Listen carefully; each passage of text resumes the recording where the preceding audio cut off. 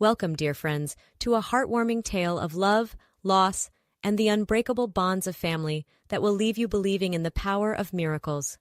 Enjoy the story. Golden autumn leaves swirled around 10-year-old Emily's feet as she bounded down the stairs, her honey-blonde curls bouncing with each light step. Heart fluttering with anticipation, she burst into the sunlit kitchen where her father sat at the worn oak table, reading the morning paper. "Dad, would you like to go with me to the nearby town today to have some fun?" Emily asked breathlessly, her sapphire eyes sparkling with excitement. "We could explore the old fortress, visit the churches, maybe even go on a hike." Robert lowered the newspaper, a slow grin spreading across his rugged, tanned face. He had been working non-stop on the farm for months, his small agricultural business struggling after years of neglect. But seeing the hopeful joy radiating from his daughter's face, Robert knew he had to make time for her. "Of course, sweetheart," he replied eagerly, folding the paper and rising to his feet. "I think a day trip is just what we both need." "All right then, let's get going. Get dressed quickly and we'll hit the road." Emily let out a squeal of pure delight and rushed off to change out of her pajamas, her bare feet pattering against the hardwood floors. Robert chuckled, his heart swelling with love as he watched her scamper away. These father-daughter outings were far too rare these days, but he always strived to make them memorable. As a retired Army major who had served multiple grueling tours in Afghanistan and Iraq, Robert was no stranger to hardship, loss, and the importance of cherishing every moment with loved ones.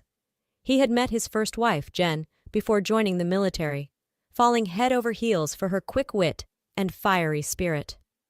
But though deeply in love, Jen had adamantly refused to have children, fearing they might end up orphaned if the unthinkable happened to Robert overseas. Respecting her wishes, but yearning for fatherhood, Robert eventually parted ways with Jen after retiring from the Army, their paths diverging as they sought different futures. Adrift and searching for new purpose, Robert poured his savings into starting a small farm, hoping to put down roots and build a stable life for the family he dreamed of one day having. That's when Lauren entered his life, a humble, hard-working farmhand, with a heart of gold and a smile that lit up even the gloomiest days. With her chestnut hair, sparkling green eyes, and gentle demeanor, Lauren captured Robert's heart from the very first moment. The two fell deeply in love, their connection unshakable as they worked side by side to make the farm thrive. Just a year after meeting, Robert and Lauren tied the knot in a charming country ceremony, surrounded by sunflowers and the well-wishes of their small farming community. Lauren was a vision in a simple ivory gown, glowing with joy as she pledged her love to Robert under a cloudless blue sky. Life with Lauren was pure bliss. She was an excellent homemaker, filling their cozy farmhouse with the mouth-watering scents of freshly baked bread and simmering stews. Her gentle, feminine presence perfectly balanced Robert's sometimes gruff exterior, softening him in ways he had never expected. But as the months passed, a silent heartache grew between them. Lauren tearfully confided that due to a series of abortions in her reckless youth, she was unable to bear children of her own. The news hit them both hard, their dream of creating a family seemingly shattered. Yet Robert refused to let their hopes be crushed. With tenderness and determination, he suggested they adopt a child in need, to pour all their love into a little one who was just as desperate for a family as they were. Lauren readily agreed, her green eyes shining with grateful tears. Enter Emily, a tiny underweight 5-year-old with huge chocolate eyes, a mop of unruly curls, and a guarded expression that spoke of a short lifetime of neglect. Though her birth certificate claimed she had just turned 5, the signs of prolonged malnutrition had stunted her growth, making her appear closer to a malnourished 2- or 3-year-old. But Robert and Lauren saw past the defensive exterior, recognizing the incredible strength and resilience in the bright little girl.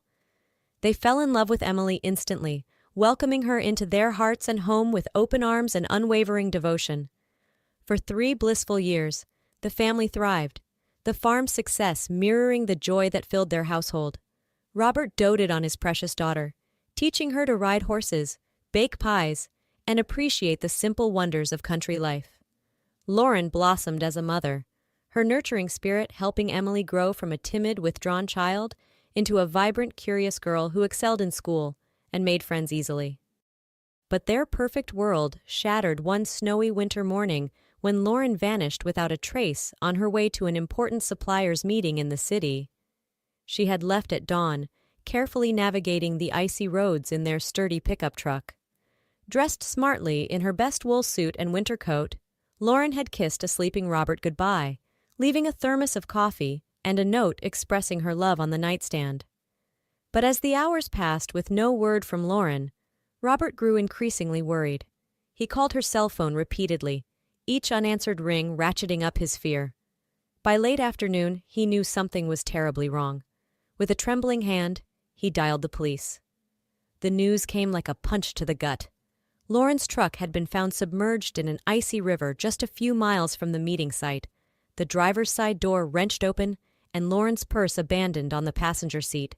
Search and rescue teams combed the frigid waters and surrounding woods for days, but no trace of Lauren was ever found. Robert was devastated, his world crumbling around him as he struggled to process the incomprehensible loss. Grief and despair threatened to consume him, but he knew he had to stay strong for Emily, who was heartbroken and confused by her beloved mother's disappearance. Compounding Robert's anguish were the cruel rumors that began to circulate in town. Whispers that Lauren had deliberately run off with Tony, Robert's slick, city-bred business manager who had vanished the same day, taking a substantial sum of the farm's money with him. Some even suggested the two had been carrying on a sordid affair and had planned the whole disappearance together. Robert refused to give credence to the vicious gossip, clinging to his faith in Lauren's love and loyalty even as doubts gnawed at him late at night. He threw himself into keeping the farm afloat, working long, punishing hours to ensure Emily would always be provided for. Emily, too, stepped up in the face of tragedy, helping with chores around the house and excelling in her studies, despite the gaping hole in their family. At just 8 years old, she seemed to understand that she and her father needed each other more than ever. Now, 2 years later, as the leaves turned brilliant shades of amber and crimson, Robert was determined to give Emily a day of carefree fun and adventure, a respite from the weight of their shared loss. The picturesque tourist town, nestled in the rolling hills just a few hours' drive from their farm, seemed the perfect destination. With its quaint cobblestone streets, towering stone churches, and a sprawling medieval fortress perched atop a hill, the village promised a day of wonder and discovery. As they drove along winding country roads, Emily sat pensively in the passenger seat, her delicate brow furrowed as she watched the autumn-kissed landscape blur past. Robert reached over to pat her knee, his calloused hand gentle. "You doing okay, sweetie?" Emily nodded, managing a small, brave smile. "Yeah, I miss Mom a lot sometimes, especially on trips like this. She would have loved exploring the old buildings with us." Robert swallowed hard, fighting the ache in his throat. "I know, honey. I miss her too, every single day. But we have to believe she's watching over us, smiling down on days like this. She'd want us to embrace joy again, to keep living." Blinking back tears, Emily reached for her father's hand, her small fingers intertwining with his.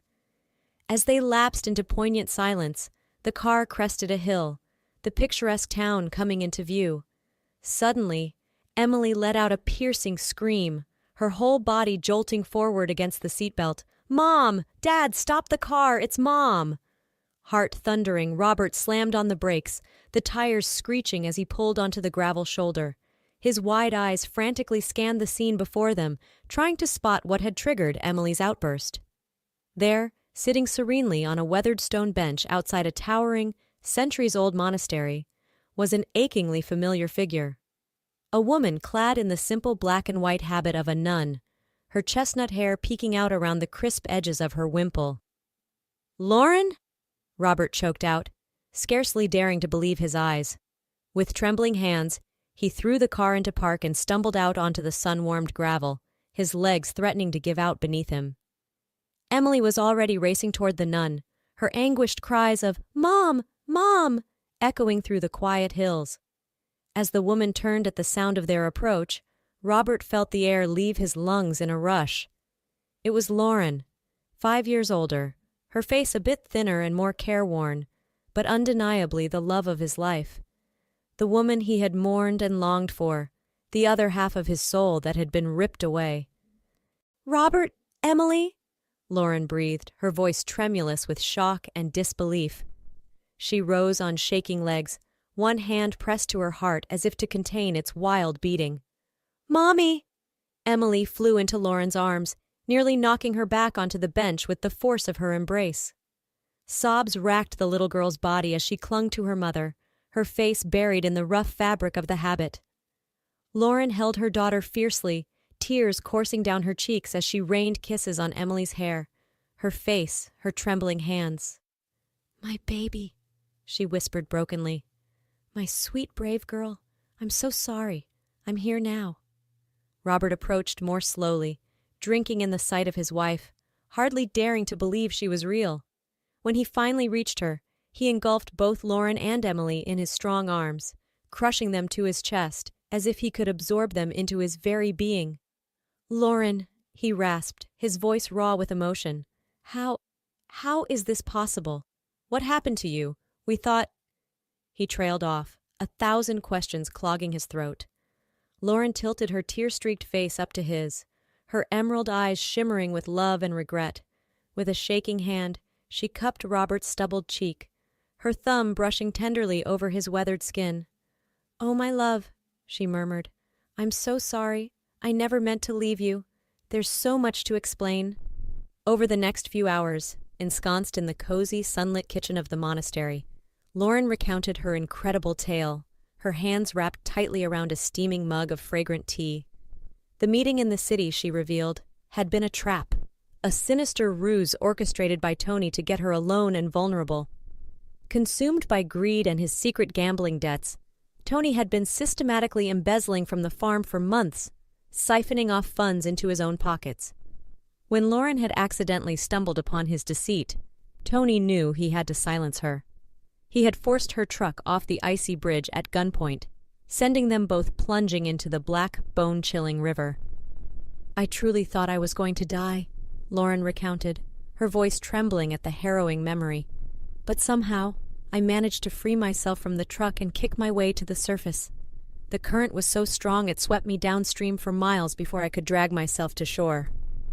Half frozen, battered, and barely conscious, Lauren had collapsed on the snowy riverbank, certain her life was at an end.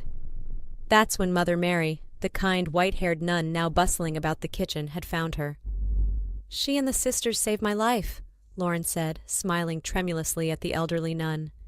"They brought me here, tended my injuries, and nursed me back to health. But the trauma, the shock of it all, it left me with no memory of who I was or where I came from.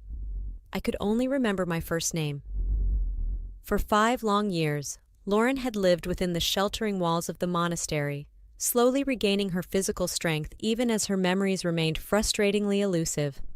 Fragments would surface in dreams: a cozy farmhouse, the scent of horses and hay, a deep rumbling laugh, and a pair of striking blue eyes filled with love. But the details slipped away like wisps of smoke each time she awoke, leaving her with an aching sense of loss and longing. "The sisters helped me search missing persons reports and police bulletins," Lauren explained, her fingers absently tracing the delicate floral pattern on her mug. "But we never found anything that seemed to match. The news articles about my disappearance all said I had likely drowned, that the river currents were too strong to have survived. There was no indication that you were still searching for me." Robert's heart clenched painfully at the thought of Lauren, scared and alone, scouring reports for some clue to her identity, while he and Emily grappled with their grief just a few hours away. If only he had widened the search. If only he had trusted his gut feeling that Lauren was still alive. Sensing his distress, Lauren reached across the table to take Robert's hand, her fingers interlacing with his like puzzle pieces reunited. "It's not your fault, my love. Please don't blame yourself. You had every reason to believe I was gone." Swallowing hard, Robert brought their joined hands to his lips, pressing a fervent kiss to Lauren's knuckles. "But why didn't you come home once your memories started coming back? We would have moved heaven and earth to get to you." Lauren's eyes filled with fresh tears, her shoulders slumping under the weight of guilt and regret. Bits and pieces came back slowly, like shards of a shattered mirror. I remembered your face, Emily's smile, the love we shared. But every time I thought about leaving the monastery to find you, I would be gripped by these terrible panic attacks, flashbacks to that night on the bridge. The fear was so paralyzing, so all-consuming. I felt like I couldn't breathe, couldn't move. As desperately as I wanted to come home, I was too afraid to take that leap, to face the trauma head-on. She shook her head, her voice dropping to a pained whisper. I was a coward. I let my fear keep me from you, and I'll never forgive myself for that. No, Robert said fiercely, his free hand coming up to cradle Lauren's face. You are the bravest, strongest person I know. What you went through, it's unimaginable. You survived against all odds. You fought your way back to us. That's not cowardice, that's courage. Emily, who had been listening silently with wide, glistening eyes, suddenly clambered out of her chair and into Lauren's lap, wrapping her thin arms tightly around her mother's neck. I'm just so glad you're alive, Mommy. I missed you every second of every day. Please don't leave us again. Lauren held her daughter close, burying her tear-dampened face in Emily's silky hair. Never again, my sweet girl. I promise. Our family will never be torn apart again. The trio sat in the fading afternoon light, clinging to each other as if afraid to let go, their tears mingling as they absorbed the enormity of their reunion. The road ahead would be long and painful, the wounds left by Lauren's absence not easily healed. But for now, they basked in the miracle of being together, their shattered family whole once more.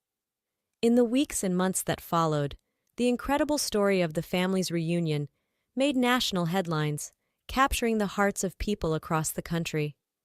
Tony was eventually apprehended trying to flee to Mexico, the stolen money recovered from various offshore accounts. He was sentenced to 35 years in prison for kidnapping, attempted murder, and embezzlement, his days of greed and deceit finally at an end.